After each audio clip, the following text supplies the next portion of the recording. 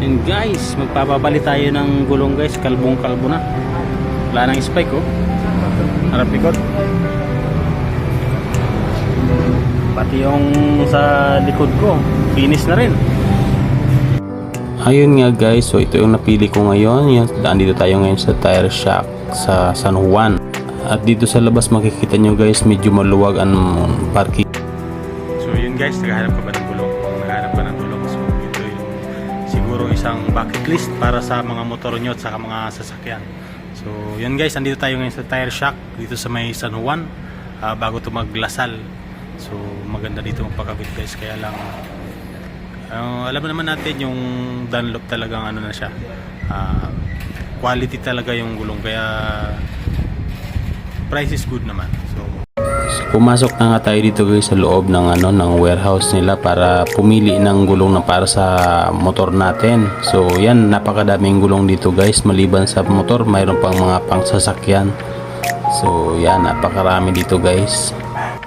Ito yung gulong guys na pwede pang waswasan. So malapit na tayo, pwede tayo magwaswas. After natin guys makapili ng gulong, so yun, kinakalas nga ni kuya yung yung kakalasin na yung gulong. So ito ipapalit natin guys, 130 70 by 13. Tapos ito yung sa harap natin, stock pa rin, 110 70 14. Yan, so papahusay.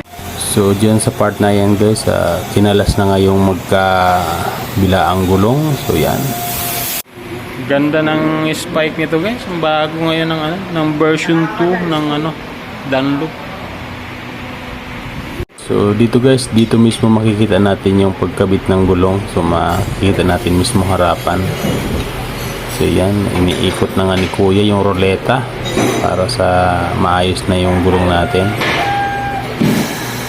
So kung wala kayong napiling guys, bilihan ng gulong, try nyo pumunta rito. So itong video na to hindi ito sponsored, gusto ko lang i-share sa inyo yung magandang quality ng gulong na pwedeng i-apply nyo rin sa motor nyo. So yan guys, tapos na maikabit. So yan yung yung harap na gulong, yan ang kinalabasan. Maganda guys. Yan yung standard na size lang. Yan guys, saktong-sakto lang din. Ganda ng pagkabilog niya. Makikita niyo kahit sa malaya. Ito guys, ito yung yung sa likod niya. So ayaw ko kasi na masyadong malaki, kaya standard pa rin yung kinabit kong gulong para saktong-sakto lang talaga sa kanya. So maraming salamat. Bye bye guys. Thank you for watching.